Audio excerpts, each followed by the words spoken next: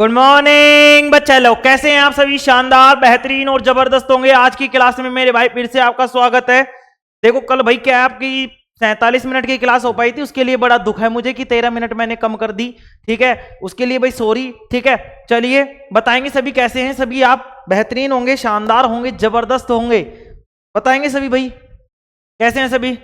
अच्छे हैं सर, चलो कोई बात नहीं। ये क्या पहन लिया सर? जंगा झोला? हाँ बेटा ऐसे ही है, पुराने पुराने जो कुछ पड़े सब पहन लेता हूं मैं। गर्मी में क्या है, ये इनके रेश, इनके क्या होते हैं, छिद्र खुल जाते हैं ना। हाँ तो इसलिए इनमें से हवा लगती रहती है, थोड़ा सा शांति सी मिल जाती है। चलो बताएंगे सभी कैसे हैं। चलो वक्त को खराब ना करते हुए हम स्टार्ट करते हैं अपनी आज की क्लास। ठीक है मेरे भाई, चलो देखो भाई चैप्टर अपना तीसरा चल रहा था और आज ये समाप्त हो जाएगा। ठीक है, कल ही समाप्त हो जाता लेकिन थोड़ा सा टाइम भी लग जाता कल, है ना। लेकिन चलो कोई बात नहीं, आज हो जाएगा। चलो देखो भाई कल अपन ने क्या क्या पढ़ा था, एक बार रिवीजन कर लेते, क्योंकि कल भी रिवीजन नहीं कर पाए थे अपन, कल लिखने में रह गए थे। चलो देखते हैं अभी एक बार अपन स्टार्टिंग से एक बार। और भाई कल की क्लास क्या है, तुम्हारी सेव नहीं हो पाई थी तो वो क्या है, डिलीट हो गई। जो लिखवाया था ना तुम्हें वो यहां से डिलीट हो गए। चलो कोई बात नहीं, फिर भी देखते हैं। देखो भाई चैप्टर नंबर चल रहा था बेटा अपना थ्री मतलब 3। ठीक है ना, पाठ नंबर 3 और इसका नाम था धातु एवं अधातु। जल्दी जल्दी रिवीजन करते हैं। धातु वे तत्व होते हैं बेटा जो चमकीले हो, आघातवर्धनी हो, तन्य हो, ध्वनि को, ऊष्मा विद्युत के सुचालक को क्या कहलाते हैं? धातु कहलाते हैं। जैसे कि क्या हो गया, उदाहरण में हो गया तुम्हारे सोना मतलब सोना, चांदी, लोहा, तांबा, जो कुछ भी है वो किस में आ जाएंगे? धातु में आ जाएंगे। धातु क्या होती है बेटा? वे तत्व जो ना तो चमकीले, ना कठोर, ना आघातवर्धनी, ना तन्य, ना ध्वनिक, ना ऊष्मा विद्युत के सुचालक, तो वो क्या कहलाते हैं? अधातु कहलाते हैं। उदाहरण के लिए कोयला, फास्फोरस, सल्फर आदि, ये सारे के सारे क्या थे बेटा? ये क्या थे तुम्हारे? ये क्या थे बताएंगे सभी? ये क्या थे? अधातु थे सर। आगे हम बढ़ेंगे, आगे हमने देखा था धातुओं के भौतिक गुणधर्म। धातुओं के भौतिक गुणधर्म में हमने देखा कि चमक, कठोरता, आघातवर्धनीयता, ऊष्मा विद्युत की सुचालक, ठीक है, यह सोनोरस और तन्यता। ठीक है, तो चमक, चमक में क्या लिखेंगे भाई? जो धातुएं होती है उनकी, वो धातुएं जो होती हैं शुद्ध रूप में क्या होती है, उनकी सतह चमकदार होती है। धातुओं का यह गुण क्या कहलाता है बेटा? मतलब क्या कहलाता है? धात्विक चमक कहलाता है। कठोरता धातु पर आए मुख्यतः क्या होती है बेटा?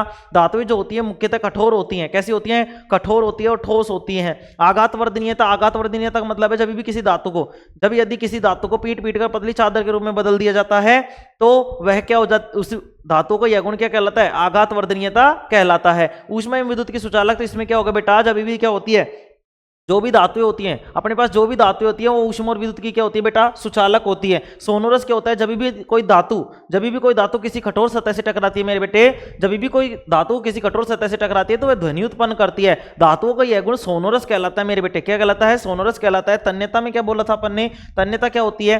तन्यता जब भी कोई, मतलब जब भी किसी धातु को खींचकर पतले तार के रूप में बदल दिया जाता है तो धातुओं का यह गुण तन्यता कहलाता है मेरे बेटे। आगे देखेंगे, अपन ने देखा था अपवाद थे। अपवाद का मतलब मैंने बताया था कि जो गुण होते हैं वो गुण नहीं, मतलब जो जैसे धातु में जो गुण होने चाहिए वो धातु तो होती है लेकिन उनमें वो गुण नहीं होते, ऐसी चीजों को अपवाद कहते हैं। अपवाद में देखिए भाई नरम धातु sodium, potassium, lithium, sodium, potassium, lithium, इनको अपन ने नकली धातु बोला था। ये क्या होती है? मुलायम होती है, नरम होती है, जबकि धातु मुख्यतः क्या होती है? कठोर होती है। क्या होती है बेटा? कठोर होती है। ठीक है, द्रव धातु में क्या आएगा तुम्हारे पास? पारा और मरकरी, जिसको हम Hg से लिखते हैं, Hg से क्या करते हैं? प्रदर्शित करते हैं।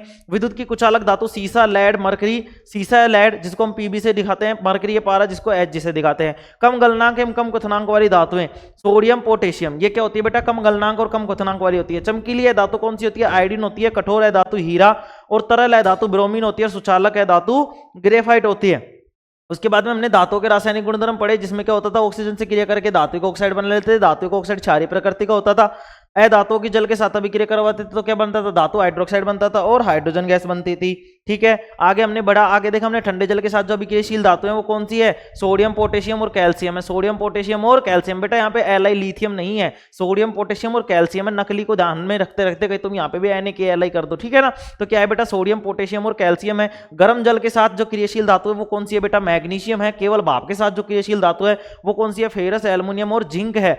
जल के साथ कोई अभिक्रिया नहीं करने वाली धातु कौन सी है? लेड है, कॉपर है, चांदी है, सोना है। ठीक है, कैल्शियम, मैग्नीशियम जल के साथ अभिक्रिया करने पर तैरने लगते हैं, क्योंकि इनमें जो गैस उत्पन्न होती है हाइड्रोजन, वो इनके साथ चिपक जाती है, जिसके कारण इनके बुलबुले जो होते हैं वो क्या होते हैं बेटा? धातु पर चिपक जाते हैं, और ये क्या करने लग जाती है? सतह पर तैरने लग जाती है। धातुओं की जब हमने अम्लों के साथ अभिक्रिया पढ़ी तो धातुएं अम्लों के साथ अभिक्रिया करके संगत लवण में कौन सी गैस बना रही थी? हाइड्रोजन गैस बना रही थी। धातु की धातु लवणों के साथ अभिक्रिया में बताया था मैंने कि एक धातु तो अधिक क्रियाशील होती है और दूसरी धातु क्या होती है बेटा? कम क्रियाशील होती है। जब इन दोनों, मतलब धातु लवण में एक धातु लवण जो होगा इसमें अधातु भी होगी और धातु भी होगी। तो इसमें क्या होगा, ये धातु क्या होगी, अधिक क्रियाशील होगी, और इसमें जो कम क्रियाशील धातु है उसको उसके यौगिक से क्या कर देगी, विस्थापित कर देगी। और ये ए वाली जो धातु है वो लवण का विलयन बना लेगी और बी वाली धातु को अलग कर देगी। विस्थापन अभिक्रिया की तरह है बेटा, ठीक है। अगले देखेंगे, आगे देखेंगे बेटा अधातुओं के रासायनिक गुणधर्म। अधातुओं का दहन या ऑक्सीजन के साथ अभिक्रिया, इसमें भी क्या बनेंगे भाई, इसमें देखो अधातुएं क्या करेंगी, ऑक्साइड के ऑक्सीजन के साथ क्रिया करेंगी। अधातुएं जब बेटा ऑक्सीजन के साथ अभिक्रिया करेंगी तो वो क्या बनाएंगी, बताओ वो क्या बनाएंगी बेटा, अधातुएं जब ऑक्सीजन के साथ क्रिया करेंगी तो अधात्विक ऑक्साइड बनाएंगे। और अधात्विक ऑक्साइड कैसी प्रकृति के होते हैं, तुम बताओगे, तुम बोलोगे सर कि अधात्विक ऑक्साइड जो होते हैं अम्लीय प्रकृति के होते हैं। कैसे होते हैं बेटा, अम्लीय प्रकृति के होते हैं। अधातुओं के ऑक्साइड अम्लीय प्रकृति के होते हैं और जल में घुलकर क्या बना लेते हैं बेटा, अम्ल बना लेते हैं। क्या बना लेते हैं, अम्ल बना देते हैं। अधातुओं के अम्लों के साथ जब भी अधातु जो होते हैं अम्लों के साथ अभिक्रिया नहीं करते, लेकिन मुख्यतः सल्फ्यूरिक अम्ल व नाइट्रिक अम्ल के साथ ही क्या करते हैं बेटा, अभिक्रिया करते हैं। अधातुओं की क्लोरीन के साथ अभिक्रिया, अधातु क्लोरीन के साथ अभिक्रिया करके धात्विक क्लोराइड बनाती, अधात्विक क्लोराइड बनाती है। आगे बढ़ेंगे, आगे हमने अधातुओं के हाइड्रोजन के साथ अभिक्रिया देखी। तो अधातुएं हाइड्रोजन के साथ अभिक्रिया करके क्या बनाती है, सहसंयोजक हाइड्राइड बनाती है बेटा। क्या बनाती है, सहसंयोजक हाइड्राइड बनाती है, जिसमें हमने देखा था हाइड्रोजन की अभिक्रिया हम किससे करवा रहे हैं, सल्फर से करवा रहे हैं। तो इसने क्या बनाया, सल्फर हाइड्राइड बनाया। यहाँ पे उत्कृष्ट कैसे थी, मतलब इनके पास कोई भी मुक्त इलेक्ट्रॉन नहीं होता, इनका कक्षक पूरा होता है, ये संतुष्ट होती है, ये किसी से भी क्रिया नहीं करती, ना तो इलेक्ट्रॉनों को देती है ना इलेक्ट्रॉनों को लेती है।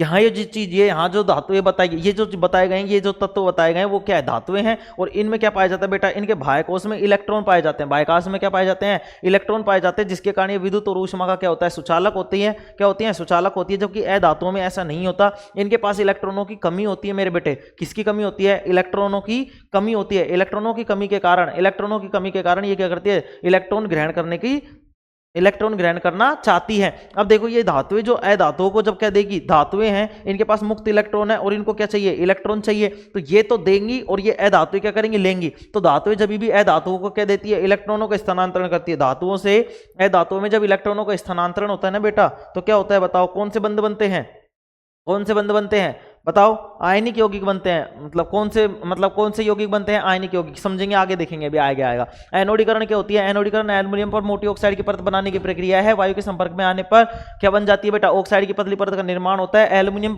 ऑक्साइड की परत इसे संक्षारण से बचाती है। इस परत को और मोटा करने के लिए हम इसको क्या करते हैं बेटा, मतलब इस परत को मोटा करके इसे संक्षारण से और अधिक सुरक्षित किया जा सकता है। एनोडीकरण के लिए एल्युमिनियम की एक साफ वस्तु को एनोड बनाकर काम में लिया जाता है। ठीक है, एनोड बना लेते हैं और उसको तनु सल्फ्यूरिक अम्ल में क्या करते हैं बेटा, डाल देते हैं। तनु सल्फ्यूरिक अम्ल में क्या कर देते हैं, डाल देते हैं और उसके साथ विद्युत अपघटन करवा देते हैं। जब विद्युत अपघटन होता है तो इस एल्युमिनियम के ऊपर जो क्या होती है, ऑक्साइड की परत चढ़ जाती है। एल्युमिनियम के ऊपर क्या चढ़ जाती है, ऑक्साइड की मोटी परत बन जाती है। ठीक है, इस ऑक्साइड की परत को आसानी से रंगकर एल्युमिनियम की आकर्षक वस्तुएं बनाई जा सकती है। आगे देखेंगे एक्वारेजिया अम्लराज, जिसको रॉयल जल या शाही जल भी बोलते हैं। रॉयल जल लैटिन भाषा का शब्द बेटा। यह 3:1 के अनुपात में सांद्र हाइड्रोक्लोरिक अम्ल मतलब HCl व सांद्र नाइट्रिक अम्ल HNO3 का ताजा मिश्रण होता है। यह सोने को भी गला सकता है। एक्वारेजिया द्रव होने के साथ साथ प्रबल संक्षारक भी है बेटा। क्या है, प्रबल संक्षारक भी है। यह सोने एवं प्लेटिनम जैसी धातुओं को गला सकता है। यहाँ पे मैंने बताया था HCl और HNO3 है, जहाँ पे 3 है वहाँ पे 3 नहीं आएगा। तो ये तो याद ही रखना है, 1:3 या 3:1 में तुम्हें इसमें कंफ्यूज होगा। तो ध्यान रखेंगे जहाँ पे 3 है वहाँ पे 1 आएगा, जहाँ पे कुछ भी नहीं है वहाँ पे 3 आएगा। ठीक है, यहाँ पे मैंने इसको उल्टा करके भी लिखा है, देखो 3 के नीचे 1 ही आएगा और यहाँ पे कुछ भी नहीं आएगा। ठीक है ना बेटा। आगे देखेंगे सक्रियता श्रेणी एक ऐसी श्रेणी सूची होती है जिसमें धातुओं को उनकी क्रियाशीलता के किसमें क्रम में, बढ़ते क्रम में, घटते क्रम में, आरोही क्रम में, अवरोही क्रम में। तो तुम बोलोगे सर कि इसको अवरोही क्रम में क्या किया जाता है, अवरोही क्रम में क्या किया जाता है बेटा, अवरोही क्रम में क्या किया जाता है, अवरोही क्रम में व्यवस्थित किया जाता है। ठीक है, अवरोही क्रम में क्या किया जाता है बेटा, व्यवस्थित किया जाता है। यहाँ पे देखो केदारनाथ का माली आलू जरा फीके पकाता है, कौन है जी, आगे आओ। सबसे अधिक क्रियाशील कौन सी हो जाएगी, पोटेशियम हो जाएगी। सबसे कम क्रियाशील कौन सी हो जाएगी मेरे भाई, बताएंगे सभी कौन सी हो जाएगी। तुम बोलोगे सर सोना हो जाएगी। आगे बढ़ेंगे, आगे देखा हमने ऐसी धातु जो कमरे के ताप पर क्या होती है बेटा, द्रव होती है। कमरे के ताप पर क्या होती है, द्रव होती है। कौन सी होती है, पारा या मरकरी, जिसको हम Hg से प्रदर्शित करते हैं। चाकू से आसानी से काटे जा सकने वाली धातुएं नकली होती है, जिनको हमने सोडियम, पोटेशियम और लिथियम बोला है। ऊष्मा की सबसे अच्छी चालक सिल्वर होती है बेटा, Ag, जिसको हमने क्या बोला है, सिल्वर। सिल्वर का मतलब चांदी होता है बेटा। कॉपर का मतलब तांबा। तो ऊष्मा की सबसे अच्छी चालक कौन सी होती है? सिल्वर और कॉपर होती हैं, ठीक है। विद्युत की सबसे अच्छी चालक कौन सी होती है बेटा? सिल्वर या चांदी होती है। तो तुम बोलोगे सर हम चांदी के तार क्यों नहीं लगाते? बेटा बहुत ज्यादा कॉस्ट बैठ जाती है, बहुत ज्यादा पैसा लगाना पड़ जाता है, ठीक है ना, क्योंकि सिल्वर क्या है? महंगा है, ठीक है। ऊष्मा की कुचालक कौन सी है बेटा? लेड या सीसा। ऊष्मा की कुचालक कौन सी है? ऊष्मा कुचालक कौन सी है? लेड या सीसा। विद्युत की सबसे अच्छी चालक सिल्वर और चांदी। हथेली पर रखने पर पिघल जाती है, ऐसी कौन सी धातु है जो हथेली पर रखने पर पिघल जाती है? गैलियम और सीजियम है मेरे बेटे, गैलियम और सीजियम है। आयनिक यौगिक या विद्युत संयोजक यौगिक, तो मैंने बताया था धातु से अधातु में इलेक्ट्रॉनों के स्थानांतरण से, धातु से अधातु में इलेक्ट्रॉनों के स्थानांतरण से बने यौगिकों को आयनिक यौगिक या वैद्युत संयोजक यौगिक कहते हैं। आयनिक यौगिक का गुणधर्म भौतिक प्रकृति में मैंने बताया था कि धन एवं ऋण आयनों के बीच में मजबूत आकर्षण बल होता है मेरे बेटे। क्या होता है? मजबूत आकर्षण बल होता है, ठीक है। इनमें क्या होता है बेटा?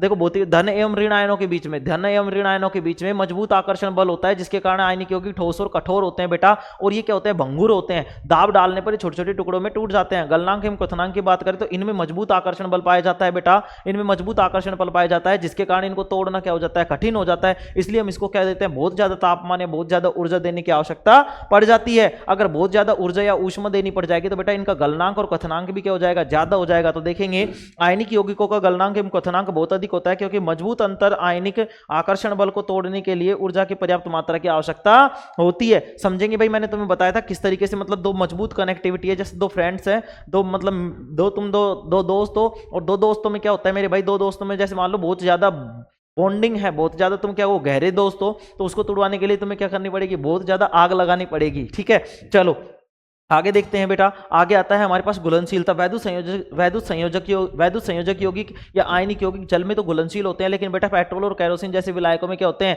अविलेय होते हैं, मतलब घुलते नहीं है। वैद्युत चालकता की बात करेंगे तो ठोस अवस्था में आयनिक यौगिक विद्युत का चालन नहीं करते, क्योंकि ठोस अवस्था में दृढ़ संरचना के कारण मेरे बेटे, ठोस अवस्था में दृढ़ संरचना के कारण इनमें जो इलेक्ट्रॉन होते हैं या फिर बोलेंगे आयन जो होते हैं, ठोस अवस्था में दृढ़ संरचना के कारण आयनों का गमन संभव नहीं हो पाता। मतलब आयन जो होते हैं एक स्थान से दूसरे स्थान तक जा नहीं पाते। अगर आयन एक स्थान से दूसरे स्थान तक नहीं जा पाएंगे तो क्या विद्युत का चालन हो पाएगा? क्या तुम बोलोगे नहीं सर विद्युत का चालन नहीं हो पाएगा। अब बेटे वो मेरे देखेंगे आगे कि यहाँ पे क्या होता है, लेकिन आयनिक यौगिक गलित अवस्था में विद्युत का चालन करते हैं, क्योंकि गलित अवस्था में विपरीत आवेश वाले आयनों के मध्य वैद्युत आकर्षण बल ऊष्मा के कारण क्या पड़ जाता है? कमजोर पड़ जाता है। भाई किसी चीज को ठोस से द्रव में बदलेंगे तो हमें उसको ऊष्मा देनी पड़ेगी, और ऊष्मा जब देंगे तो उसकी जो बॉन्डिंग है ना बेटा, जो उसकी बॉन्डिंग है, जो उसका बंध है, वो क्या हो जाएगा? कमजोर पड़ जाएगा। क्या पड़ जाएगा? कमजोर। जैसे मान लो ये तो क्या हो गया? ठोस हो गया। अब मैंने इसको ऊष्मा दी है बेटा, ऊष्मा दी है तो ये इस तरीके से मजबूत क्या, अब ये क्या हो गया? कमजोर हो गया। अब ये कमजोर हो गया तो मेरे भाई समझेंगे ये जो विपरीत आवेश है, जैसे मान लो वो प्लस, ये इधर मान लो ये प्लस वाला है और इधर मान लो ये माइनस वाला है, तो ये जो हाथ है ना, ये वाला जो हाथ है, समझेंगे एक बार, ये दोनों हाथ है, ये प्लस और माइनस है किसके? जो आयन अपने पास है। और ये देखो ये कैसा है? ये कौन सा है? मान लो ये प्लस है और ये क्या है? माइनस। तो ये प्लस, ये जो ये वाला है ना, ये माइनस वाला है, इसके पास तो कौन सा जाएगा? प्लस वाला। मतलब ये कौन सा जाएगा? प्लस वाला। कौन सा जाएगा बेटा? प्लस वाला। देखो भाई ये माइनस वाला है तो प्लस वाला जाएगा, और प्लस वाला है तो माइनस जाएगा, क्योंकि बॉन्डिंग अब ऐसे हो गई तो ये दोनों क्या कर लेंगे? आकर्षण कर लेंगे और दोनों एक दूसरे से चिपक जाएंगे। मतलब इस तरीके से गति करेंगे मतलब गमन करेंगे। नहीं आया समझ में तो समझने का प्रयास करेंगे फिर से। समझो भाई मेरे पास ये क्या है? एक बॉन्डिंग है, ठीक है, ये एक बॉन्डिंग है। इधर समझेंगे, इधर तो है तुम्हारे पास प्लस और इधर है माइनस। इधर है क्या? प्लस और इधर क्या है? माइनस। ये कौन सा है? प्लस और ये कौन सा है? माइनस। ये कौन सा है? प्लस और ये कौन सा है? माइनस। अब ये बॉन्डिंग मैंने करा दी। अब ये क्या कर दी? मैंने बॉन्डिंग करा दी। अब ये क्या हो जाएंगे? ये जो आयन है वो बेटा दूर दूर हो जाएंगे कि नहीं हो जाएंगे? द्रव अवस्था में भाई इनको तापमान दिया है हमने, तापमान दिया है तो थोड़े थोड़े से दूर हो जाएंगे। तुम बोलोगे हाँ सर तापमान देने पर ये थोड़े थोड़े से दूर हो जाएंगे। अब बेटा मान लो कि आयन है, ये तो मान लो ऋण आयन है और ये क्या है? धन आयन। मतलब ये प्लस वाला है, तो ये प्लस वाला तो कहां जाएगा बताओ? ये प्लस वाला कहां जाएगा? ये प्लस वाला तो इस प्लस वाले से अट्रैक्ट, मतलब प्लस वाला प्लस वाले को क्या करेगा? प्रतिकर्षित करेगा, दूर दूर हटाएंगे बेटा। समान एक दूसरे को क्या करें? समान जो आवेश होंगे वो के समान जो आयन होंगे वो क्या करेंगे? एक दूसरे को हटाएंगे। तो देखो समझने का प्रयास करेंगे। गलित अवस्था में विपरीत आवेश, मतलब प्लस माइनस है, मतलब प्लस है जो माइनस को और माइनस है जो प्लस को, तो विपरीत आवेश वाले आयनों के मध्य वैद्युत आकर्षण बल ऊष्मा के कारण कमजोर पड़ जाता है, इसलिए आयन स्वतंत्र रूप से गमन करते हैं एवं विद्युत का चालन करते हैं। इसके बाद में बेटा आगे देखेंगे हमने इसके बाद में हमने खनिज पढ़ा। खनिज की भूपरपटी मतलब क्रस्ट में प्राकृतिक रूप से पाए जाने वाले तत्वों या यौगिकों को क्या कहते हैं बेटा? खनिज कहते हैं। विशेष खनिज विशेष रासायनिक संरचना और आंतरिक संरचना मतलब क्रिस्टलीय संरचना वाले होते हैं। इसके लिए मैंने मीथेन गैस का उदाहरण देकर तुम्हें समझाया था। अयस्क की बात करेंगे, वे खनिज जिनमें कोई धातु काफी मात्रा में होती है, निकालना फायदेमंद होता है, इन खनिजों को बेटा अयस्क कहते हैं, अथवा बहुमूल्य खनिजों को क्या कहते हैं? अयस्क कहते हैं। आगे बढ़ेंगे बेटा और आगे देखेंगे धातुओं का निष्कर्षण। कुछ धातुएं भूपरपटी में स्वतंत्र अवस्था में पाई जाती है तथा कुछ धातुएं अपने यौगिकों के रूप में पाई जाती है। सक्रियता श्रेणी में नीचे आने वाली धातुएं कम क्रियाशील होती हैं बेटा। सक्रियता श्रेणी में जो नीचे वाली धातु है वो क्या होती है? कम क्रियाशील होती है और स्वतंत्र अवस्था में पाई जाती है। उदाहरण के लिए कॉपर, सोना, चांदी आदि। ठीक है। सक्रियता श्रेणी में ऊपर आने वाली धातु जैसे कि सोडियम, पोटेशियम आदि बहुत अधिक क्रियाशील है तथा कभी भी स्वतंत्र अवस्था में नहीं पाई जाती। सक्रियता श्रेणी में मध्य में जो धातुएं पाई जाती है वो क्या होती है? मध्यम क्रियाशील होती है। जैसे कि कौन सी होगी तुम्हारे पास? आयरन, जिंक, लेड आदि हो गई। ये धातुएं प्रकृति में सल्फाइड और कार्बोनेट के अयस्कों के रूप में पाई जाती है मेरे बेटे। आगे देखते हैं 19वीं स्लाइड में अपन आ चुके हैं। अयस्कों का समृद्धिकरण की बात करे थे। पृथ्वी से निकाले गए अयस्कों में मिट्टी, रेत आदि बहुत सी अशुद्धि होती है जिन्हें हम गैंग कहते हैं। अयस्कों से सर्वप्रथम गैंग को हटाया जाता है बेटा। किसको हटाया जाता है? गैंग को हटाया जाता है। ठीक है। गैंग को हटाया जाता है। ठीक है। गैंग को हटाया जाता है। अयस्क एवं गैंग के भौतिक एवं रासायनिक गुणधर्मों के आधार पर विभिन्न तकनीकों का प्रयोग हम गैंग को हटाने में करते हैं। अयस्क का सांद्रण उच्च अभिक्रियाशील धातु जिनको हम गलित अवस्था में क्या कर देते हैं बेटा? विद्युत अपघटन कर देते हैं और हमको क्या मिल जाती है? शुद्ध धातु मिल जाती है। आज हम उसी को पढ़ रहे होंगे। आगे देखिए मध्यम क्रियाशील धातु कार्बोनेट का अयस्क और सल्फाइड का अयस्क। सल्फाइड के अयस्क को भर्जन बोलते हैं, कार्बोनेट के अयस्क को क्या बोलते हैं बेटा? निस्तापन बोलते हैं। धातु का ऑक्साइड होगा तो धातु के ऑक्साइड का हम क्या कर देंगे? अपचयन कर देंगे और धातु हमको मिल जाएगी। निम्न क्रियाशील धातु में सल्फाइड अयस्क होगा, उसका भर्जन करेंगे, धातु मिल जाएगी और धातु का क्या कर लेंगे हम बेटा? परिष्करण कर लेंगे। इसके बाद में देखेंगे बेटा, आगे देखेंगे सक्रियता श्रेणी से संबंधित कुछ धातु क्रम। ये वाली जो धातु होंगी इनका हम विद्युत अपघटन करेंगे। इनका हम क्या करेंगे? कार्बन के उपयोग में अपचयन द्वारा कर लेंगे। कार्बन का उपयोग करके इनको अब क्या कर लेंगे? अपचयन कर लेंगे। प्राकृतिक अवस्था में स्वतंत्र रूप से प्राप्त हो जाती है। ठीक है। आगे देखेंगे बेटा, आगे देखेंगे ये क्या होती है? सक्रियता श्रेणी में नीचे आने वाली धातु। सक्रियता श्रेणी में नीचे आने वाली धातुएं कम क्रियाशील होती है। इन धातुओं के ऑक्साइड को गर्म करने पर ही प्राप्त किया जा सकता है। नोट डलवा के मैंने क्या लिखवाया कि पारे का प्रमुख अयस्क क्या है बेटा? सिनेबार है, जिसको हम क्या बोलते हैं? मर्क्यूरिक सल्फाइड बोलते हैं। मर्क्यूरिक सल्फाइड बोलते हैं। सिनेबार को वायु में गर्म करने पर पहले यह मर्क्यूरिक ऑक्साइड मतलब HgO में परिवर्तित होता है तथा अधिक गर्म करने पर यह मर्क्यूरिक ऑक्साइड HgO में मर्क्यूरिक ऑक्साइड करने पर मर्क्यूरिक जो ऑक्साइड होता है, मर्करी मतलब पारे Hg में अपचयित हो जाता है। यहाँ पे मैंने इसकी अभिक्रिया लिखी थी। आगे देखेंगे बेटा, आगे देखेंगे प्राकृतिक रूप से कॉपर सल्फाइड के रूप में उपलब्ध कॉपर को केवल वायु की उपस्थिति में गर्म करके इसके अयस्क से क्या किया जा सकता है बेटा? अलग किया जा सकता है। ये इसकी अभिक्रिया हो गई थी।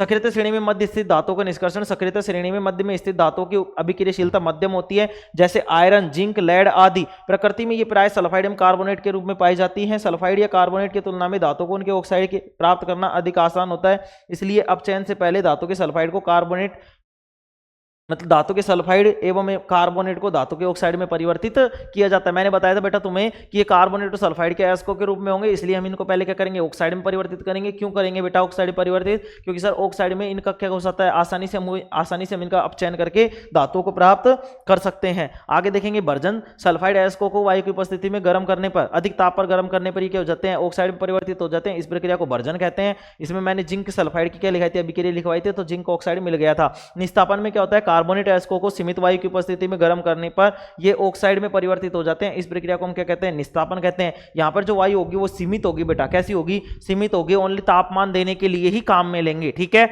आगे देखेंगे निस्तापन कहते हैं बेटा। ठीक है। अब देखो यहाँ से कल की क्लास चालू थी, तो कल की क्लास क्या है बेटा? यहाँ पे सेव नहीं हो पाई थी, लेकिन मैंने अभी थोड़ा सा एडजस्ट करके ही लिखा है। सक्रियता श्रेणी में सबसे ऊपर स्थित धातुओं का निष्कर्षण। तो इसमें देखो क्या बोला था मैंने कि जो सक्रियता श्रेणी होती है उसमें जो ऊपर स्थित धातुएं होती हैं वो क्या होती है? बहुत अधिक क्रियाशील होती हैं, इसलिए उनको कार्बन के एल्युमिनियम कॉपर ये सारी चीजें मैंने लिखवाई थी। ठीक है। तो इनमें क्या करते हैं? कार्बन के एल्युमिनियम, जिंक, आयरन, इनके सल्फाइड, इनके कार्बन के द्वारा इनको अपचयित नहीं किया जा सकता। तो इनको अपचयित करने के लिए हम क्या लेते हैं बेटा?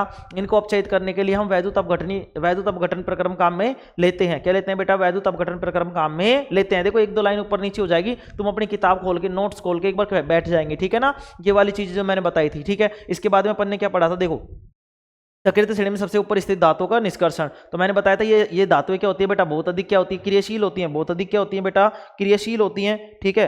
क्या होती है, बहुत अधिक क्रियाशील होती हैं। तो इनमें क्या लिखेंगे बेटा, इन्हें कार्बन के द्वारा सोडियम, मैग्नीशियम, कैल्शियम, एल्युमिनियम आदि के ऑक्साइड का अपचयन करके धातुओं में परिवर्तित नहीं किया जा सकता। इन धातुओं को वैद्युत अपघटन प्रक्रम द्वारा क्या किया जाता है बेटा, प्राप्त किया जाता है। इन धातुओं का वैद्युत अपघटनीय अपचयन करने पर धातु तो जो होती है वो कैथोड पर विक्षेपित हो जाती है और एनोड पर क्या हो जाती है बेटा, क्लोरीन गैस मुक्त हो जाती है। क्या हो जाती है, क्लोरीन गैस मुक्त हो जाती है। ठीक है बेटा, क्या हो जाती है, क्लोरीन गैस मुक्त हो जाती है। इसके बाद में अपन ने क्या पढ़ा था, इसके बाद में अपन ने पढ़ा था कि धातुओं का परिष्करण। बेटा धातु जो होती है मतलब जो सल्फाइड अयस्क और कार्बोनेटिक अयस्कों से जो समृद्धिकरण करते हैं उसके बाद में भी क्या होती है, शुद्ध रूप से नहीं मिल पाती है, शुद्ध रूप से नहीं मिल पाती। उसके लिए हम क्या करते हैं बेटा, शुद्ध रूप से नहीं मिल पाती, इसलिए हम क्या करते हैं, धातुओं का परिष्करण करते हैं बेटा। धातुओं का क्या करते हैं, परिष्करण करते हैं। और धातुओं के परिष्करण के लिए जो सबसे बेस्ट विधि है, जो सबसे अच्छी विधि है, वो मानी जाती है वैद्युत अपघटनी परिष्करण। क्या मानी जाती है, वैद्युत अपघटनी परिष्करण। तो हम वैद्युत अपघटनी परिष्करण के बारे में पढ़ रहे थे बेटा। किसके बारे में पढ़ रहे थे, वैद्युत अपघटनी परिष्करण के बारे में पढ़ रहे थे। तो वैद्युत अपघटनी परिष्करण में मैंने तुम्हें बताया था बेटा कि कॉपर, जिंक, टिन, चांदी, सोना, है ना, बताया था कि नहीं बताया था? तुम बोलोगे हाँ सर बताया था। कॉपर, टिन, जिंक, चांदी, सोना जैसी अनेक धातुओं को मतलब क्या करते हैं बेटा, अनेक धातुओं को वैद्युत अपघटन द्वारा परिष्कृत नहीं किया जा सकता। वैद्युत अपघटन द्वारा परिष्कृत नहीं किया जा सकता, नहीं किया जा सकता, किया जा सकता है भाई, किया जाता है बेटा। ध्यान से समझेंगे, वैद्युत अपघटनी परिष्करण में अच्छे से समझेंगे कि कॉपर, जिंक, टिन, चांदी, सोना जैसी अनेक धातुओं को विद्युत अपघटन द्वारा परिष्कृत किया जा सकता है या किया जाता है। इस प्रक्रम में शुद्ध धातुओं को एनोड बना दिया जाता है। शुद्ध धातुओं को एनोड पर तथा अशुद्ध धातुओं को कैथोड पर रखा जाता है। किस पर रखा जाता है, शुद्ध धातुओं को एनोड पर रखा जाता है और अशुद्ध धातुओं को किस पर रखा जाता है बेटा, कैथोड पर रखा जाता है। किस पर रखा जाता है बताएंगे, शुद्ध धातुओं को किस पर, एनोड पर तथा अशुद्ध धातुओं को कैथोड पर लगाया जाता है। धातु के लवण विलयन को विद्युत अयस्क के रूप में उपयोग में लिया जाता है। धातु को जो लवण विलयन होता है बेटा, धातु को जो लवण विलयन होता है उसको हम अयस्क के रूप में क्या लेते हैं बेटा, काम में लेते हैं। अब हम क्या करेंगे, कॉपर के लिए एक अभिक्रिया देख रहे होंगे जिसमें अपन ने क्या किया है, देखो समझेंगे। अम्लीकृत या ऑक्सीकृत, ठीक है ना, अम्लीकृत या ऑक्सीकृत का कॉपर सल्फेट का जो विलयन है वैद्युत अयस्क है। क्या है लिखेंगे बेटा, सॉरी वैद्युत अपघटक है। क्या है बेटा, वैद्युत अपघटक है। क्या है बेटा, वैद्युत अपघटक है। क्या है, वैद्युत अपघटक है। और इसमें क्या करेंगे बताओ, इसमें क्या करेंगे, ये क्या है भाई बेटा, वैद्युत अपघटक है। वैद्युत अपघटक है तो ध्यान से समझेंगे, वैद्युत अपघटक है तो देखेंगे कि अब ये कौन सा भाई, कॉपर सल्फेट का जो विलयन है, कॉपर सल्फेट का जो विलयन है, ऑक्सीकृत कॉपर सल्फेट का जो विलयन है वो क्या है हमारे पास, यहाँ पे क्या है, वैद्युत अपघटक है। हम उसमें क्या करेंगे भाई, हमने क्या किया है, शुद्ध कॉपर को तो हम क्या करेंगे बताओ, ठीक है बताओ, शुद्ध कॉपर को क्या करेंगे, हम क्या करेंगे कि शुद्ध जो मतलब देखो समझेंगे इसमें, वैद्युत अपघटक कौन सा है, कॉपर सल्फेट का विलयन, तथा अशुद्ध तांबा क्या है, एनोड है। अशुद्ध तांबा क्या है बेटा, एनोड है। जबकि शुद्ध तांबे की पट्टी कैथोड का कार्य करती है। वैद्युत धारा प्रवाहित करने पर शुद्ध तांबा कैथोड पर विक्षेपित हो जाता है और विलेय अशुद्धियां विलयन में घुल जाती है और अविलेय अशुद्धियां एनोड पर जमा हो जाती है। अब देखो भाई, ये अशुद्धियां जो एनोड पर जमा होती है उनको हम क्या बोलते हैं, अशुद्धियां जो एनोड पर जमा होती है बेटा उनको हम एनोड पंक बोलते हैं बेटा। क्या बोलते हैं, एनोड पंक बोलते हैं। क्या बोलते हैं बेटा, एनोड पंक बोलते हैं। आगे बात समझ में, कोई बात नहीं समझ में आया तो वापस देख लेते हैं एक बार। वैद्युत अपघटनी परीक्षण में बेटा जो भी तुम्हारे पास क्या है, कॉपर है, जिंक है, टिन है, ये सारी धातुएं जो होती है इनको हम धातु परिष्करण विधि द्वारा क्या किया जा सकता है, परिष्कृत किया जा सकता है। इसके लिए हम क्या लेते हैं भाई, धातु लवण का विलयन लेते हैं, धातु लवण का क्या लेते हैं, विलयन लेते हैं, उसको हम अपघटक के रूप में काम में लेते हैं। अब हम कॉपर सल्फेट के लिए बात करें तो कॉपर सल्फेट का जो कॉपर ऑक्सीकृत या अम्लीकृत क्या है, धातु लवण का विलयन है। कौन सा, कॉपर सल्फेट। धातु का मतलब इसमें लिखेंगे कि कॉपर सल्फेट का जो विलयन है, कॉपर सल्फेट का जो विलयन है वो क्या है, धातु लवण विलयन है, ठीक है। यह वैद्युत अपघटक है। क्या है बेटा, वैद्युत अपघटक है, जिसमें हमने क्या किया है, शुद्ध तांबे को एनोड पर लगाया है और अशुद्ध तांबे को कहां पर लगाया है, कैथोड पर लगाया है। जब इस विलयन से हम क्या करते हैं, विद्युत धारा प्रवाहित करते हैं तो जो शुद्ध धातु होती है वो कहां पर चली जाती है, शुद्ध धातु कैथोड पर जमा हो जाती है तथा जल में घुलनशील जो अशुद्धियां हैं वो जल में घुलकर नीचे बैठ जाती हैं तथा अशुद्ध जो धातु होती है, अशुद्ध धातु जो होती है वो एनोड पर जमा हो जाती है बेटा। अशुद्धियां, अविलेय अशुद्धियां जो जल में नहीं घुलती वो कहां पर जमा हो जाती है, एनोड पर जमा हो जाती है। और इस एनोड पर जो जमा अशुद्धियां होती हैं इनको हम बेटा एनोड पंक बोलते हैं। क्या बोलते हैं बेटा, एनोड पंक बोलते हैं। अब देखेंगे आगे देखेंगे बेटा, और आगे देखने पर हम क्या देखेंगे, अब यहां पर हम चित्र बना रहे होंगे बेटा। क्या बना रहे होंगे, चित्र बना रहे होंगे। क्या बना रहे होंगे बेटा, चित्र बना रहे होंगे। तो चित्र बनाएंगे सभी, और चित्र में क्या बनाएंगे देखेंगे, चित्र में क्या बनाएंगे, देखो चित्र में कुछ भी नहीं बनाना भाई, इस तरीके से एक पात्र बनाएंगे अपन। ये किसका है भाई? वैद्युत अपघटन का है भाई, बना लेंगे साथ साथ। ठीक है भाई, क्लास आज की स्टार्ट हो चुकी है अपनी अब, ठीक है ना।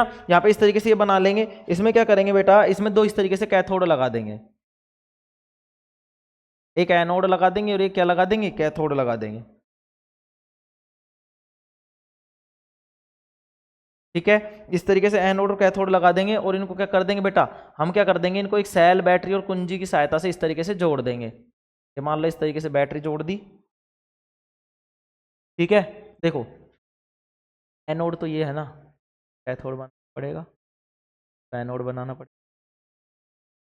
बनानी पड़ेगी, इस तरीके से जोड़ देंगे। ठीक है, देखो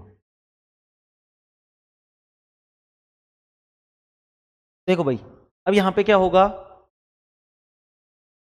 ठीक है देखो भाई, ये तो क्या होगा अपने पास, ये होगा एनोड,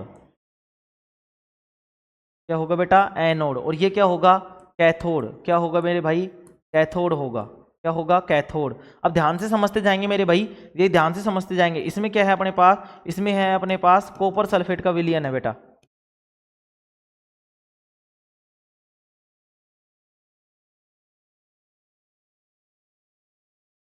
ठीक है, और यहां पर क्या हो गई है, अशुद्धि जमा हो गई है।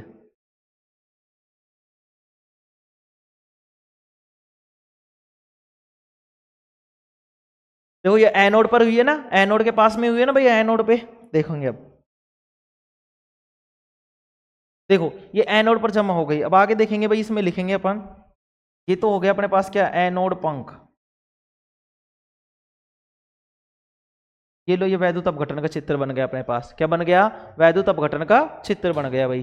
ठीक है, वैद्युत अपघटन का क्या बन गया, चित्र। अब देखो भाई, यहाँ पे क्या होगा कि जो कॉपर का अणु है ना भाई, कॉपर का जो अणु है वो इस तरीके से क्या हो जाएगा, इसके ऊपर चला जाएगा। ठीक है, और इस तरीके से मतलब,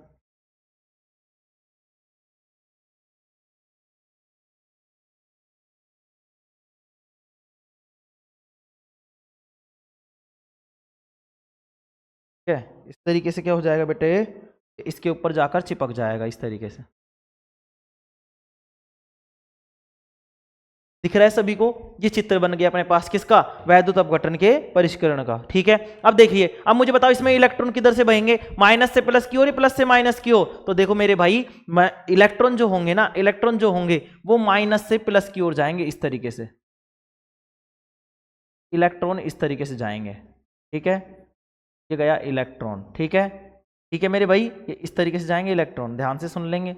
क्यों वो जाएंगे सर, विद्युत धारा तो प्लस से माइनस की ओर बहती है बेटा, विद्युत धारा प्लस से माइनस की ओर बहती है, धन से ऋण टर्मिनल की ओर बहती है, धन मतलब धनावेशी सिरे से ऋणावेशी सिरे की ओर बहती है। लेकिन एक चीज याद रखेंगे मेरे भाई, मेरे भ्राताओं, मेरे मित्रों, क्या याद रखेंगे, ये याद रखेंगे कि जो इलेक्ट्रॉनों के विपरीत जो विद्युत धारा होती है ना बेटा, विद्युत धारा जो होती है वो इलेक्ट्रॉनों की विपरीत दिशा में काम करती है, या मतलब विपरीत दिशा में क्या करती है, बहती है। मतलब अगर विद्युत धारा प्लस से माइनस की तरफ बह रही है, अगर विद्युत धारा प्लस से माइनस की तरफ बह रही है तो इलेक्ट्रॉन माइनस से प्लस की ओर बहेंगे। क्या करेंगे, माइनस से प्लस की ओर बहेंगे। ठीक है, ये यूनिवर्सल मान लेते हैं कि धारा, विद्युत धारा जो होती है प्लस से माइनस की तरफ बहती है। लेकिन अगर एक्चुअली में देखा जाए तो हम ये डिसाइड ही नहीं कर सकते कि विद्युत धारा कहाँ मतलब प्लस से माइनस बहती है, माइनस से प्लस बहती है। क्यों सर, बेटा इलेक्ट्रॉनों की विपरीत दिशा में, अब मान लो इलेक्ट्रॉन है वो माइनस से प्लस की ओर जा, मतलब प्लस से माइनस की ओर जा रहे हैं, तो विद्युत धारा जो होगी माइनस से प्लस की ओर बहेगी। मतलब मेन इंपॉर्टेंट जो चीज है वो है इलेक्ट्रॉनों के प्रवाह की दिशा, इलेक्ट्रॉनों के प्रवाह की दिशा। अब ये तो क्या है कि यूनिवर्सल मान लिया, सार्वभौमिक मान लिया, एक सार्वभौमिक सत्य सा मान लिया कि प्लस से माइनस की तरफ बहती है, विद्युत धारा जो होती है प्लस से माइनस की तरफ बहती है। लेकिन बेटा ऐसा मतलब अपन कह सकते हैं कि ऐसा नहीं हो सकता। अगर मान लो कि धन मतलब ऋण मतलब अगर इलेक्ट्रॉनों को प्लस से माइनस की तरफ बहाया जाए, अगर इलेक्ट्रॉनों को प्लस से माइनस की तरफ बहाया जाए या उस पर क्या किया जाए, बल लगाकर प्लस से माइनस की तरफ किया जाए, इलेक्ट्रॉनों की दिशा को क्या कर दिया जाए, प्लस से माइनस की तरफ कर दिया जाए, तो विद्युत धारा की जो दिशा होगी वो माइनस से प्लस की ओर होगी। कोई दिक्कत, इसमें कोई दिक्कत नहीं होनी चाहिए। और आगे देखेंगे मेरे भाई, अब हम आगे पढ़ेंगे, और आगे क्या पढ़ेंगे बताओ, कहाँ तक पढ़ लिया था अपन ने। अब देखो ये चित्र बन गया था। अब इसमें लिखेंगे संक्षारण। क्या लिखेंगे? संक्षारण लिखेंगे मेरे भाई, जल्दी जल्दी लिखेंगे क्योंकि अब अपने पास क्या है, टाइम थोड़ा सा कम है।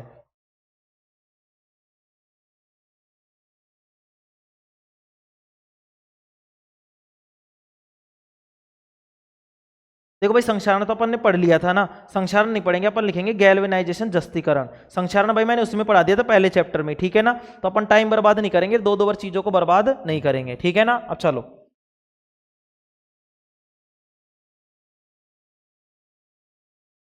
ज्यादा ही छोटा हो गया क्या?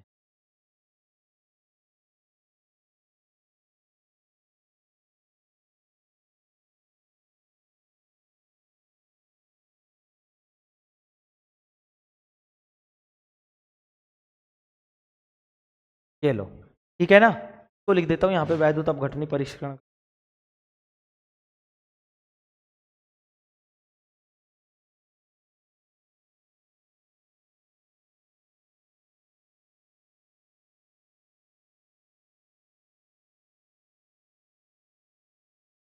ये यहाँ पे ध्यान रख लेंगे बेटा, ये किसका है, कॉपर सल्फेट का विलयन है मेरे भाई।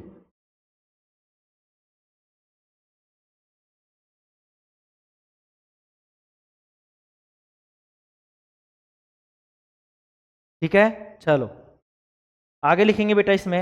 आगे लिखेंगे अपन, क्या लिख लेंगे आगे, हेडिंग डालेंगे और लिखेंगे गैल्वेनाइजेशन, गैल्वेनीकरण, जस्तीकरण, यसदलेपन। ये सारे एक ही नाम है बेटी। लिखेंगे, लिखेंगे जस्तीकरण,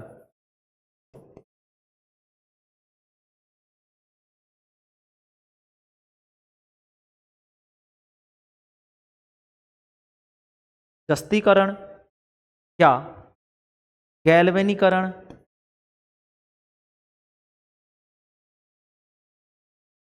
ठीक है। गैल्वेनीकरण बोल दो, जस्तीकरण बोल दो, गैल्वेनाइजेशन बोल दो।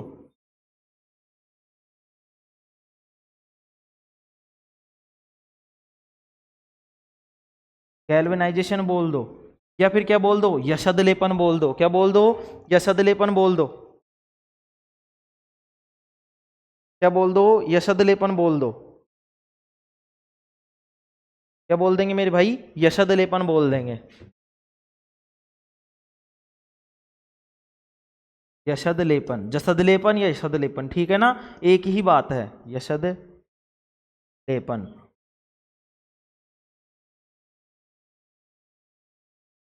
ठीक है, ये सारी की सारी चीजें क्या है, एक ही है। ये क्या होता है भाई, किसी भी धातु को अपन क्या करते हैं, जिंक की परत चढ़ा देते हैं। किसी भी धातु पर अपन क्या करते हैं, जिंक की परत चढ़ा देते हैं। सर कौन सी धातुओं पर? जो जिंक से अधिक क्रियाशील होती हैं, जो जिंक से क्या होती हैं, अधिक क्रियाशील होती हैं। सर क्यों, कम क्रियाशील पर क्यों नहीं चढ़ाते? बेटा कम क्रियाशील से तो पहले तो जिंक ही क्या हो जाएगा, खराब हो जाएगा। तो हमें तो क्या करना है, इसको रोकना है। 1 मिनट रुकेंगे।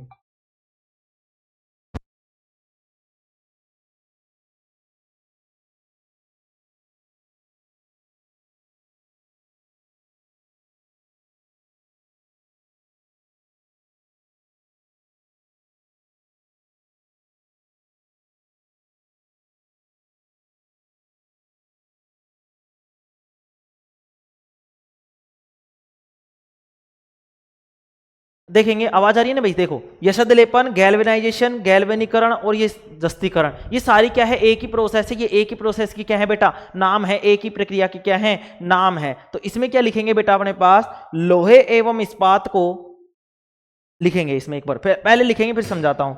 लोहे एवं इस्पात को,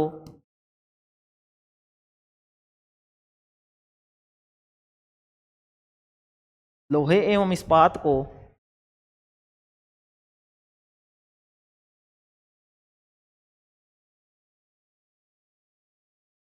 लोहे एवं इस्पात को जंग से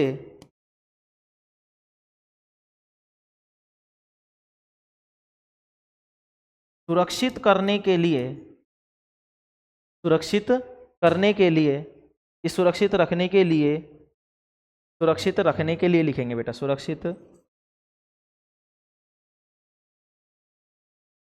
रखने के लिए उन पर, उन पर जिंक, ब्रैकेट में लिखेंगे जस्ता, उन पर जिंक की पतली परत को,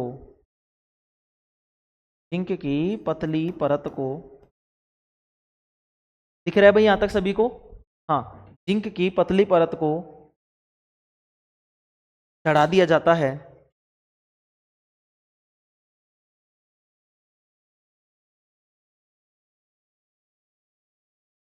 यह प्रक्रिया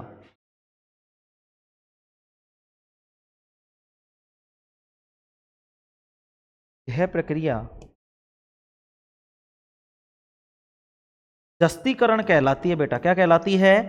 जस्तीकरण कहलाती है। जस्तीकरण कहलाती है। क्या कहलाती है? जस्तीकरण कहलाती है। ठीक है, आगे लिखेंगे इसमें लोहे के साथ, इसी में लिखेंगे लोहे के साथ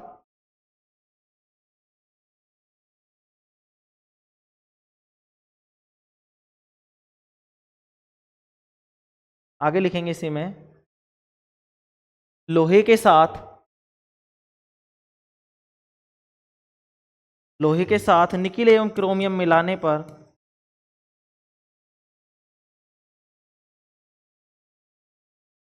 लोहे के साथ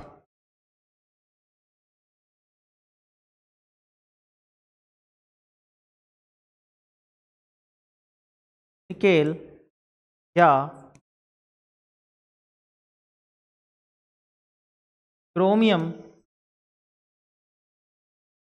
मिलाने पर स्टेनलेस, स्टेनलेस का मतलब है जंग रहित, स्टेनलेस स्टील प्राप्त होता है।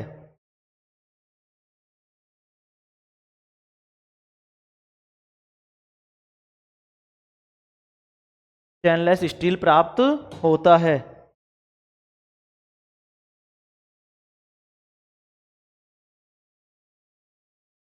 जो कि कठोर एवं जंग रहित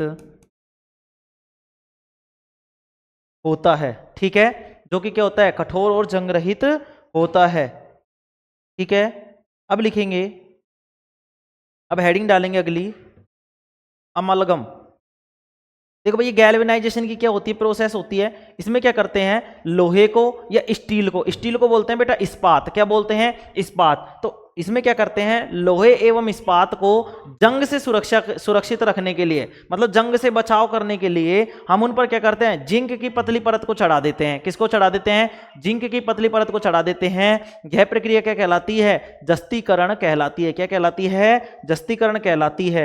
लोहे के साथ निकेल या क्रोमियम मिलाने पर, निकेल या मतलब लोहे के साथ निकेल या क्रोमियम मिलाने पर, या तो निकेल मिला दो या क्रोमियम मिला दो, या निकेल या क्रोमियम दोनों मिला दो, तो लोहे के साथ निकेल या क्रोमियम मिलाने पर स्टेनलेस स्टील, मतलब जंग रहित स्टील, स्टील का मतलब इस्पात, तो जंग रहित क्या होता है बेटा? स्टील प्राप्त होता है जो कि कठोर एवं जंग रहित होता है। आगे प्रक्रिया समझ में, आगे प्रक्रिया समझ में बताओ। जस्तीकरण की प्रक्रिया समझ में आ गई। अब समझेंगे एक चीज और कि भाई जिंक की क्यों चढ़ाई लोहे के ऊपर? तो भाई तुम्हें मैंने सक्रियता श्रेणी बताई थी, केदारनाथ का माली, आलू, जरा, फीके। अब देखो जरा फीके पकाता है, तो अब इसमें क्या है? जिंक अधिक क्रियाशील है। जिंक क्या है? अधिक क्रियाशील है। तो क्या होगा भाई? पहले लोहे से पहले क्या होगा? जिंक खराब होगा। लोहे से पहले क्या होगा बेटा?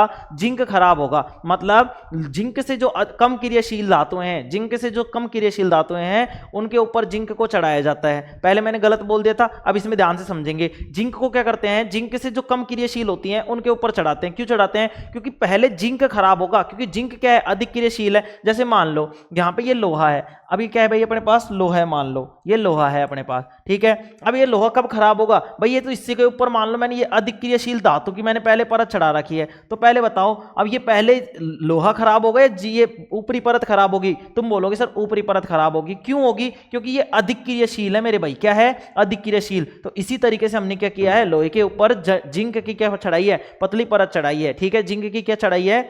पतली परत चढ़ाई है, ठीक है। जिंक के ऊपर क्या चढ़ाई है? पतली परत चढ़ाई है। पतली परत चढ़ाई है तो इसका मतलब क्या हो गया? पहले क्या चीज खराब होगी? पहले जिंक की परत खराब होगी, उसके बाद में क्या होगा? लोहा खराब होगा। इसलिए इसको क्या बोलते हैं कि संक्षारण से बचाव का उपाय है, ठीक है। अमलगम में लिखेंगे, अमलगम लिखेंगे, अगली हेडिंग डालेंगे अमलगम, लिखेंगे अमलगम।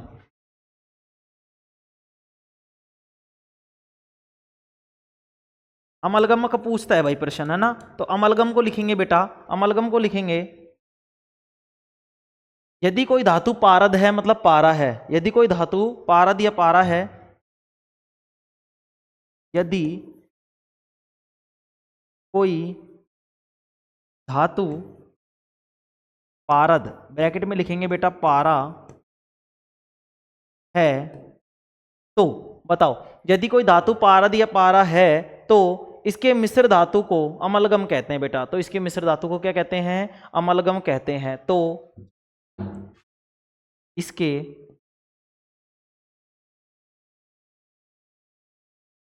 मिश्र धातु को मिश्रातु भी बोलते हैं बेटा, मिश्रातु भी बोलते हैं। यदि कोई धातु पारद या पारा है तो इसके मिश्र धातु को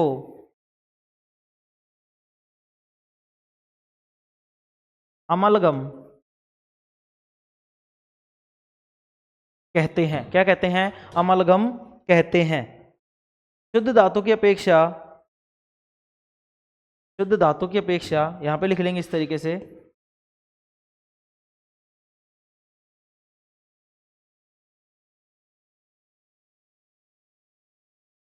शुद्ध धातु की अपेक्षा मिश्र धातु की, शुद्ध धातु की अपेक्षा मिश्र धातु की, मिश्र धातु की लिखेंगे भाई, शुद्ध धातु की अपेक्षा मिश्र धातु की चालकता एवं क्वथनांक, चालकता एवं क्वथनांक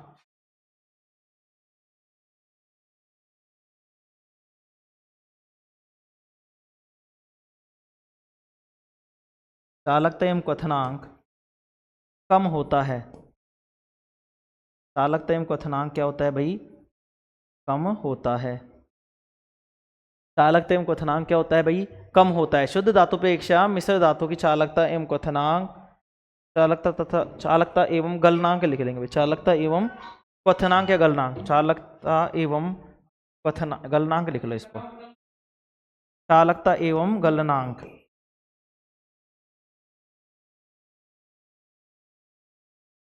चालकता एवं गलनांक क्या होता है? कम होता है। चालकता एवं गलनांक क्या होता है मेरे भाई? कम होता है। आगे लिखेंगे इसमें मिश्र धातु लिख लेंगे, मिश्र धातु लिखेंगे, मिश्र धातु या मिश्रातु, हेडिंग डालेंगे मिश्र धातु या मिश्रातु, हेडिंग डालेंगे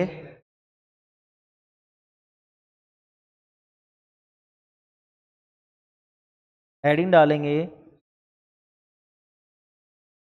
मिश्र धातु या मिश्रातु।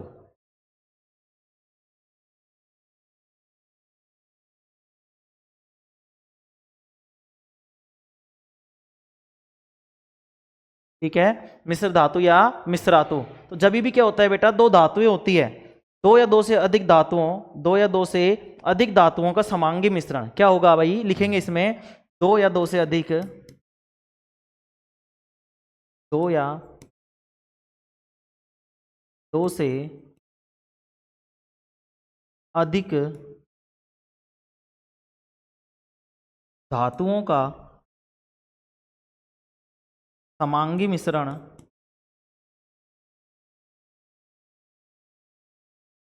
दो या दो से अधिक धातुओं का समांगी मिश्रण मिश्र धातु कहलाता है।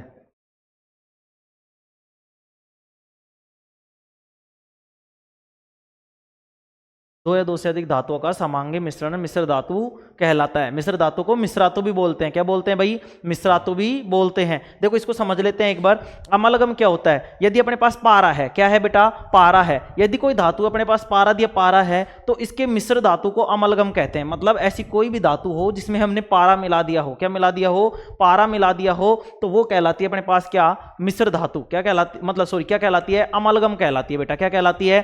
अमलगम कहलाती है। अब आ जाती है मिश्र धातु। तो दो या दो से अधिक जो धातुएं होती हैं, दो या दो से अधिक धातु होते हैं, उनका जो समांगी मिश्रण होता है उसको क्या बोलते हैं? उसको बोलते हैं बेटा मिश्र धातु। अब कुछ मिश्र धातु हैं उनको थोड़ा सा लिख लेते हैं, ठीक है? क्या करते हैं, कुछ मिश्र धातु हैं उनको लिख लेते हैं।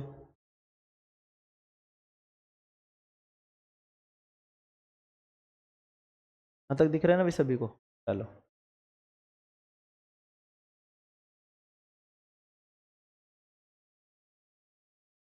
लिखेंगे मिश्र धातु। अब तीन चार जिनके उदाहरण है थोड़े से वो लिख लेते हैं हेडिंग डाल के।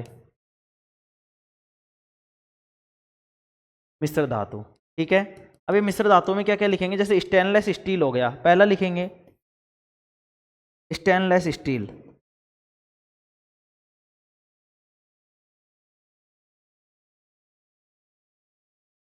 स्टेनलेस स्टील, ठीक है। दूसरा लिखेंगे अपन पीतल, ठीक है। तीसरा लिखेंगे अपन सोल्डर, ठीक है। इसके बाद में लिखेंगे अपन क्या? कांसा। तो पांचवा लिखेंगे इसमें फ्यूज तार, फ्यूज का जो तार होता है वो, ठीक है। और छठा लिखेंगे अपन जर्मन सिल्वर।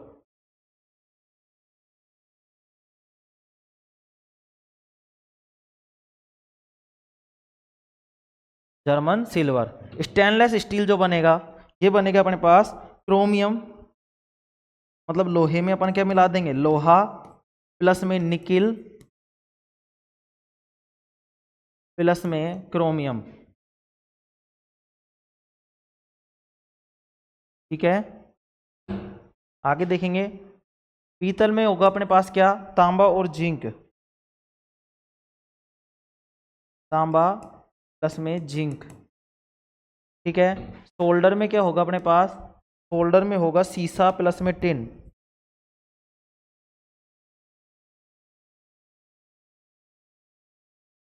ठीक है। आगे लिखेंगे इसमें कांसा में क्या होगा? कांसा में होगा अपने पास कॉपर और टिन,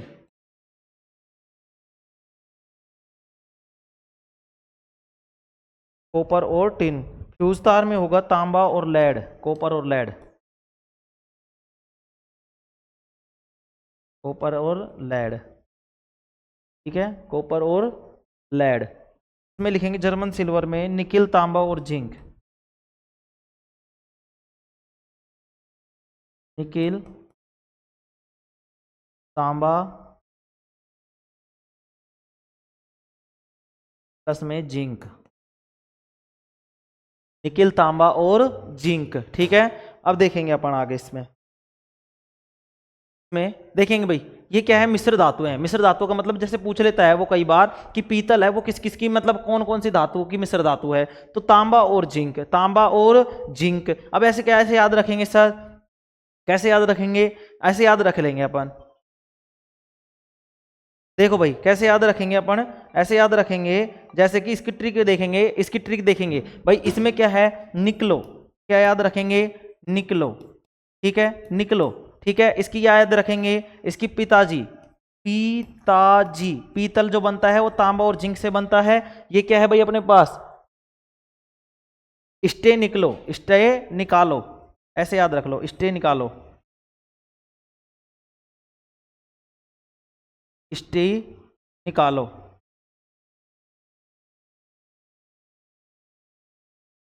स्टे निकालो। याद कराऊंगा अभी। शोल्डर के कैसे याद रखेंगे? 100 सीटी, 100 सीटी। एक साथ कितनी सीटी बजाई? 100 सीटी।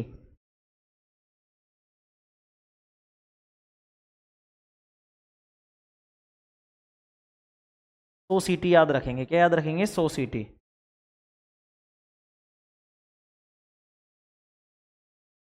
सोसिटी। इसमें याद क्या रखेंगे?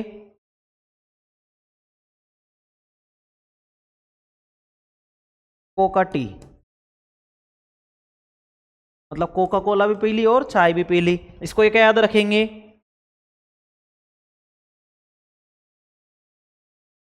को याद रखेंगे कैसे, बताओ?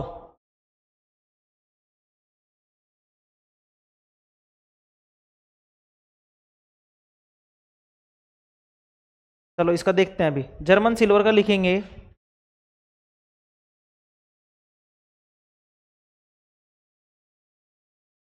में लिखेंगे अपन क्या,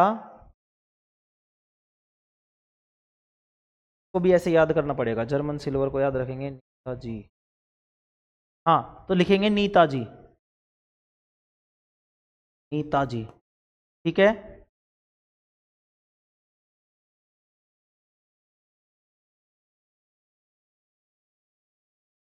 जैसी नीताजी, जैसी नीताजी का क्या मतलब याद रखेंगे?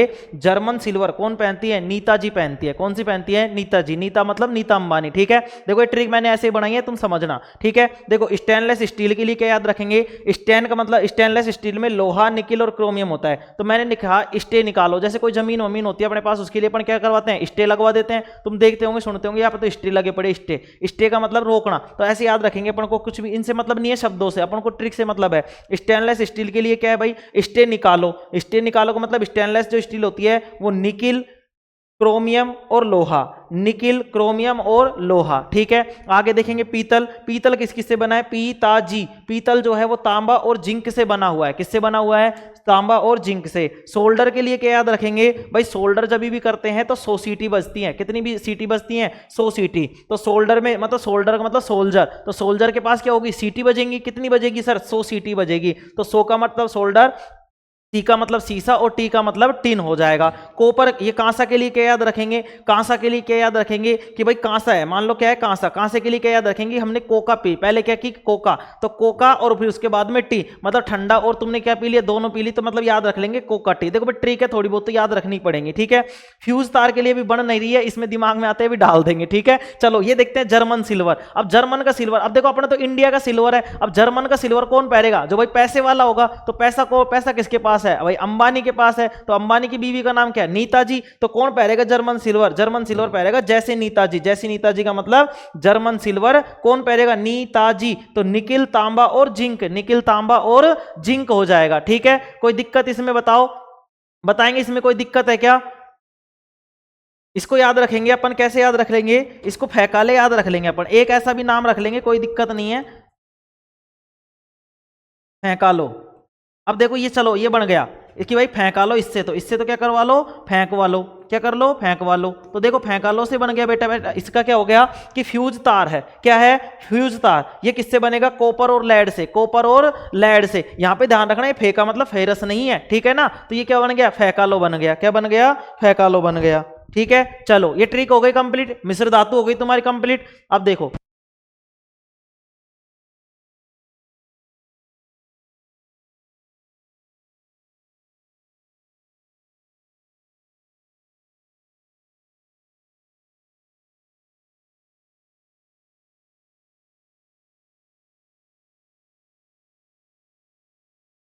चलो एक चीज और लिख लेंगे आगे, बस हो गया फिर चैप्टर तुम्हारा कंप्लीट। लिखेंगे इसमें क्या लिखेंगे अपने पास?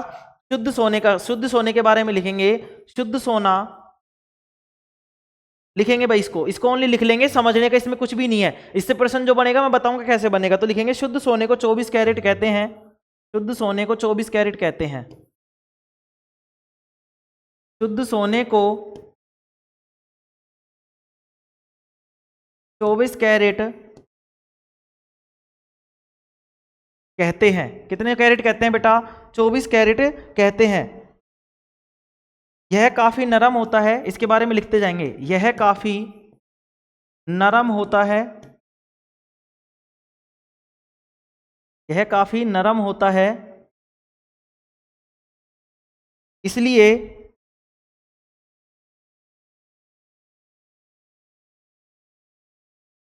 आभूषण बनाने में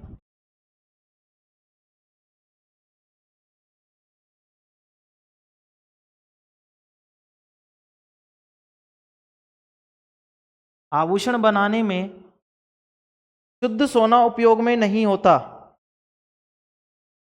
आभूषण बनाने में शुद्ध सोना उपयुक्त नहीं होता है। अब शुद्ध सोना उपयुक्त नहीं होता है तो क्या करेंगे भाई, इसमें कुछ ना कुछ चीजें मिलाएंगे। क्या मिलाएंगे? इसमें कुछ ना कुछ चीजें मिलाएंगे, इसलिए नहीं होता है। इसे कठोर बनाने के लिए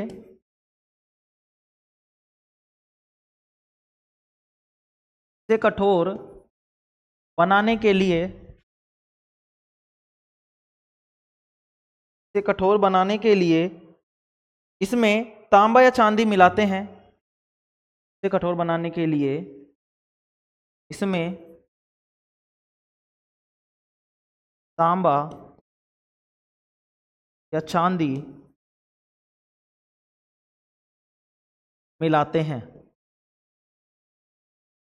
ठीक है, तांबा या चांदी मिलाते हैं। भारत में अधिकांश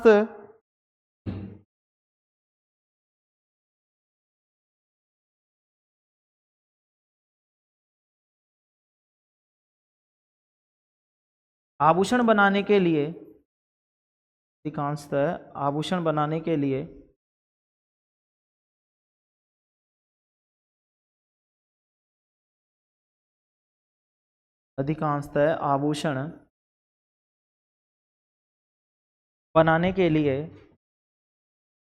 22 कैरेट सोने को काम में लिया जाता है।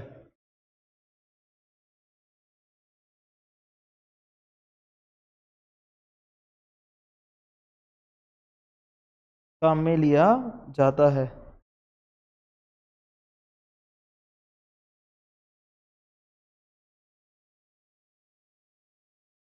कितना कैरेट काम में लिया जाता है? 22 कैरेट सोना काम में लिया जाता है। इसका मतलब है, हो गया भैया ना, एक लाइन हो रही है। इसका मतलब है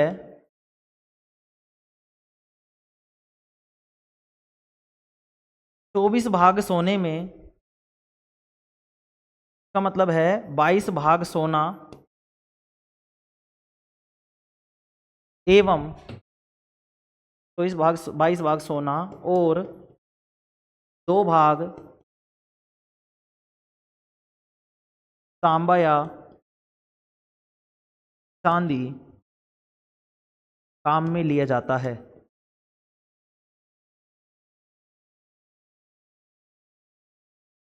ठीक है, चलो ये चैप्टर हो गया भाई तुम्हारा कंप्लीट। ठीक है, देखो भाई सोना जो होता है वो क्या होता है? सॉफ्ट होता है, बहुत ज्यादा मुलायम होता है। उसको तुम आसानी से हाथ से ऐसे इस तरीके से मोड़ सकते हो। तो शुद्ध सोने को 24 कैरेट कहते हैं। शुद्ध सोना कितना होता है? 24 कैरेट का होता है। कैरेट के होते हैं, एक माप होती है जिसमें हम सोने की शुद्धता को मापते हैं। यह काफी नरम होता है, इसलिए आभूषण बनाने में शुद्ध सोना उपयुक्त नहीं होता। इसे कठोर बनाने के लिए इसमें तांबा या चांदी मिलाते हैं। भारत में अधिकांश जो बनते हैं आभूषण कितने के बनते हैं? 22 कैरेट सोने से बनते हैं। इसका मतलब 22 भाग तो सोना लिया जाता है और 2 भाग तांबा या चांदी काम में लिया जाता है। इस तरीके से भाई आपका तीसरा जो चैप्टर था धातु एवं अधातु वो कंप्लीट हो चुका है। आज के लिए इतना ही काफी। कल मिलते हैं अपन इसके बुक के साथ। ठीक है ना, बुक में अपन इसका चैप्टर का रिवीजन कर रहे हो, चैप्टर की रीडिंग लगा रहे होंगे। ठीक है, thank you all of you, take care, love you.